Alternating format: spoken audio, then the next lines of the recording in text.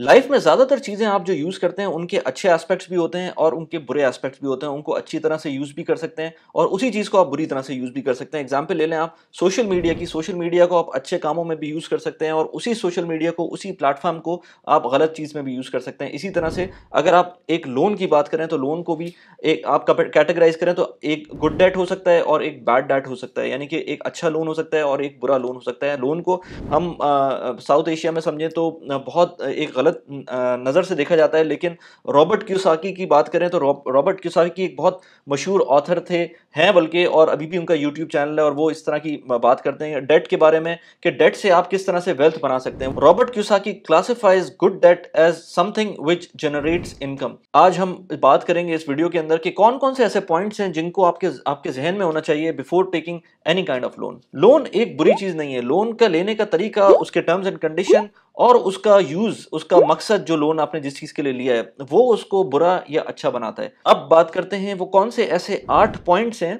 जो आप कंसिडर कर लें आप लोन लेने से पहले, और स्पेशली अगर आप दुबई के अंदर, मैं बात करूंगा ये दुबई के अंदर अगर आप ले रहे हैं लोन, उसको कंसिडर कर लें।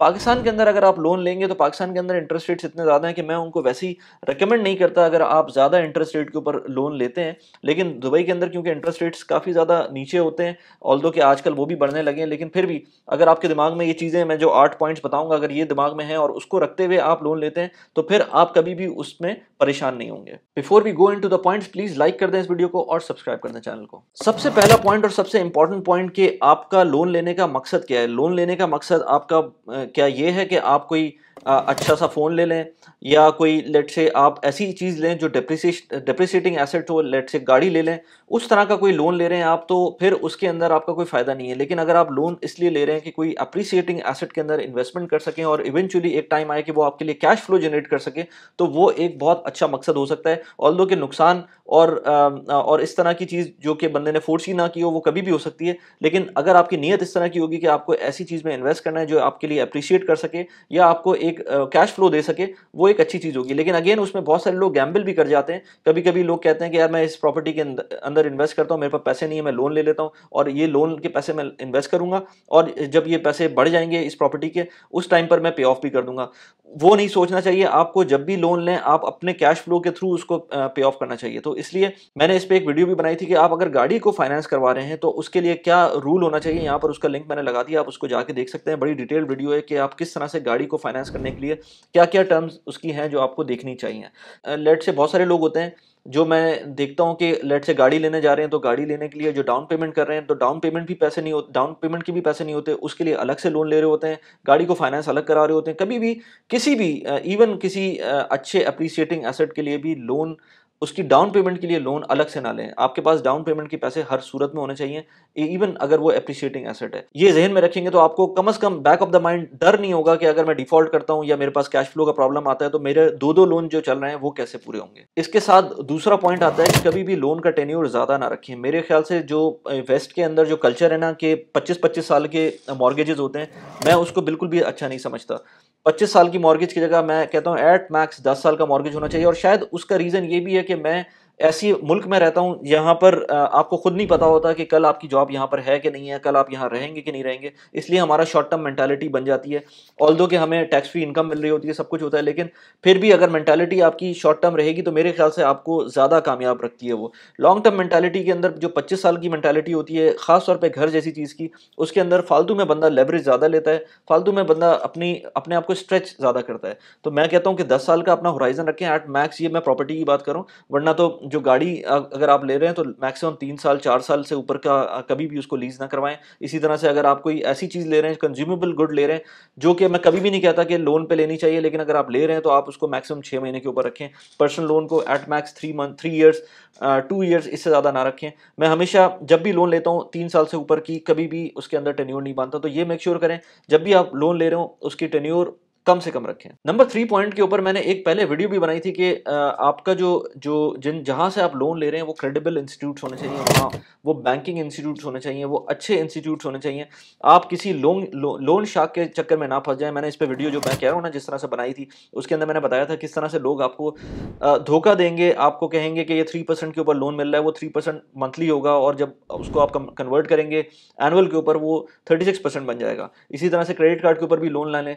इसी तरह से बहुत सारी ऐप्स इस तरह की आती हैं जो आपको इंस्टेंट लोन देती हैं, लेकिन उसके अंदर बहुत सारे कैवियट्स होते हैं। वो कहती हैं इंटरेस्ट फ्री लोन है, लेकिन इंटरेस्ट फ्री लोन नहीं होता। प्रोसेसिंग फीस के अंदर सारी चीज़ें डाल देते हैं। पूरी टर्म्स एंड कंडीशन पता होना चाहिए जब भी आप लोन लें। लोन की टर्म्स एंड कंडीशन नहीं पता होंगी, हमेशा आप फंस जाएंगे उसके अंदर।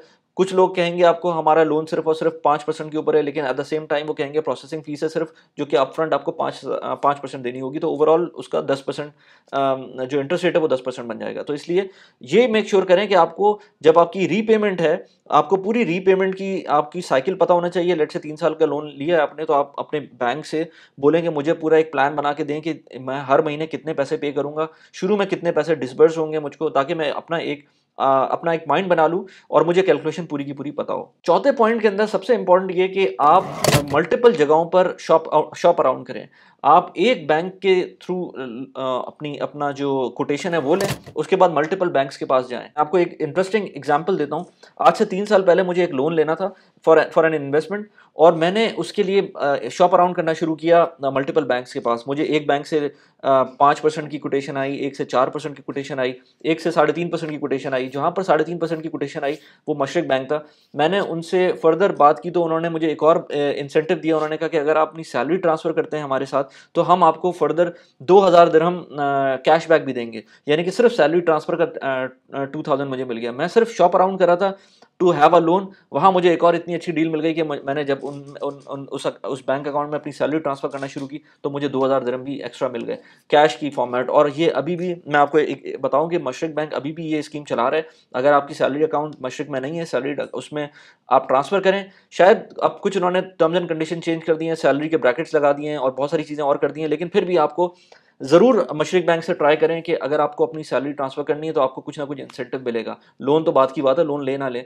फिर मैंने उनसे जब लोन अप्लाई किया तो मुझे वहाँ से बाकी बैंक से सस्ता मिला। तो मल्टीपल बैंक्स के साथ अपना रिलेशन रखें, उनसे कॉन्स्टेंटली। अगर आपको लोन लेना है तो पहले से 2-3 बल्कि एक फ्रेंड है मेरे जो प्रॉबली वो कह रहे हैं कि अगर मेरा कैश फ्लो अरेंज नहीं हुआ, उनको अपना घर बना रहा है पाकिस्तान के अंदर, तो मैंने उनको ये बोला है कि आप अपना अभी से वर्किंग, और ये बात उनकी 3-4 महीने बाद आनी है कि हो सकता है उनको लोन लेना पड़े, हो सकता है उनका काम चल जाए, लेकिन मैंने कहा अभी से एक अच्छे बैंक में अपना अकाउंट खोल लें जो अभी आपको अच्छा रेट दे रहा है बैंक लोन के लिए।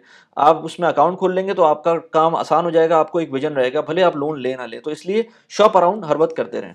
नंबर 5th पॉइंट के ऊपर, जैसे मैंने कहा ना कि टर्म्स एंड कंडीशन पता होना चाहिए, तो टर्म्स एंड कंडीशन के अंदर एक बहुत इंपॉर्टेंट टर्म ये होती है कि अगर आपने ऐसे बैंक अकाउंट से बैंक में आपका अकाउंट है जिसके थ्रू आपने लोन भी लिया हुआ है, तो आपको कुछ उसके ड्रॉबैक्स पता होना चाहिए। अगर फर्ज करें, ये भी लाइव एग्जांपल है, मेरे बहुत सारे दोस्तों के साथ भी हुआ है कि अगर आपने आपका लोन जहाँ से है और आपका बैंक अकाउंट दोनों सेम है, तो जैसे ही आपकी जॉब चेंज होती है, अगर आपने जॉब चेंज करनी है तो उससे पहले मेक श्योर करें सारे पैसे निकाल लें उस बैंक से, क्योंकि आपका बैंक अकाउंट ब्लॉक हो जाएगा।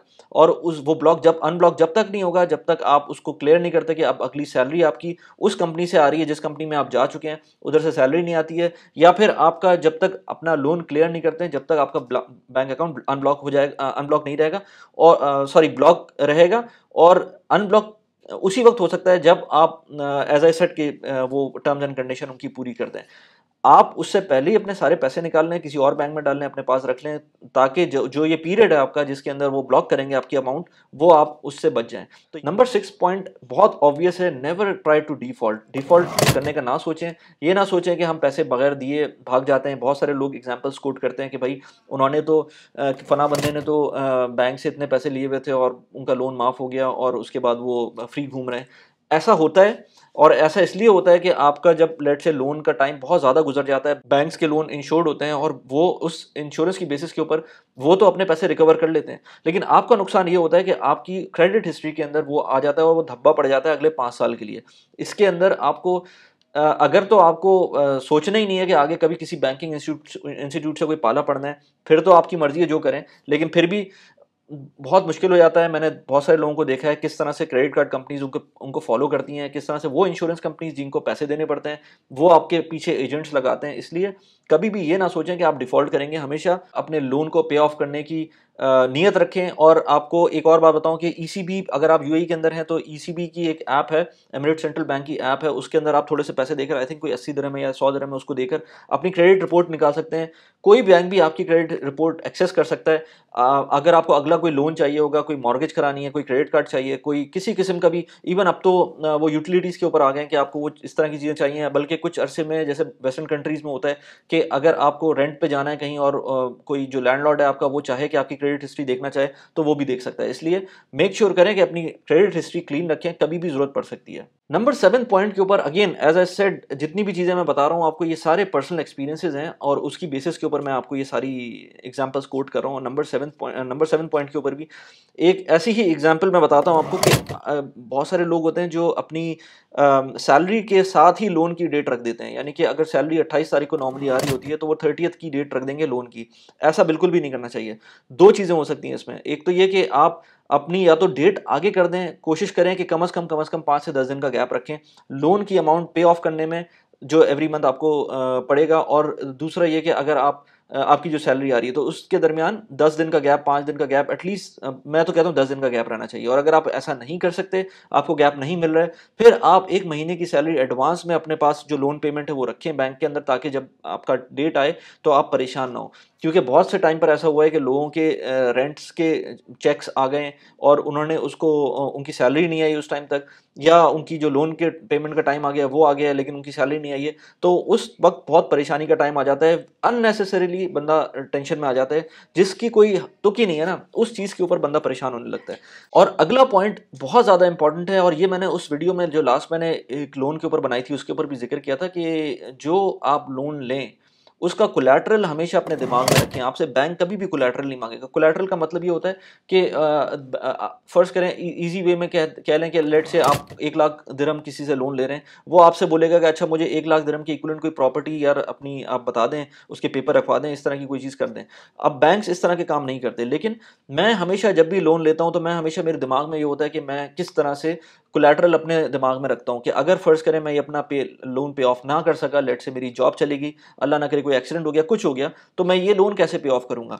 पहली जो लोन आप ले रहे हैं उसका लाजमी कोलैटरल होना चाहिए। और फिर अगली बार जब भी लोन लेंगे, मैं अज्यूम कर रहा हूँ कि जब भी बंदा कोई लोन ले रहा है वो किसी इन्वेस्टमेंट के लिए ले रहा है, तो जब भी आप कोई इन्वेस्टमेंट के लिए लोन ले रहे हैं तो आपकी पिछली इन्वेस्टमेंट इस तरह की होनी चाहिए कि वो उसको कवर कर सके। मैं एग्जाम्पल देता हूँ, जब मैंने पाकिस्तान के अंदर घर लिया था, उसके लिए मैंने लोन लिया था, लेकिन मेरे पास ऑलरेडी पाकिस्तान में एक प्लॉट मौजूद था, मेरे पास यहाँ पर एक कैश पे गाड़ी मौजूद थी, मेरे पास ग्रेजुटी बिल्टअप हो रही थी। तो मैंने 3 साल के लिए जो लोन लिया था, मैंने सोचा हुआ था कि कल मेरी अगर जॉब जाती है तो मुझे मेरी ये गाड़ी बिकेगी, मेरा ये प्लॉट बिकेगा, और ये मेरी थोड़ी बहुत जो ग्रेजुटी है वो आएगी, और थोड़ा बहुत पैसे जो मेरे पास जमा होंगे वो मैं पे ऑफ करके ये लोन उतार सकता हूँ।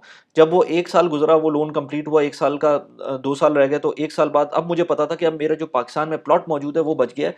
अब अगर ये लोन मुझे पे ऑफ करना होता है तो मुझे सिर्फ ये गाड़ी बेचनी पड़ेगी, मेरे एंड ऑफ सर्विस बेनिफिट आएंगे, कुछ पैसे मेरे पास जमा है, इनसे मैं काम कर लूंगा।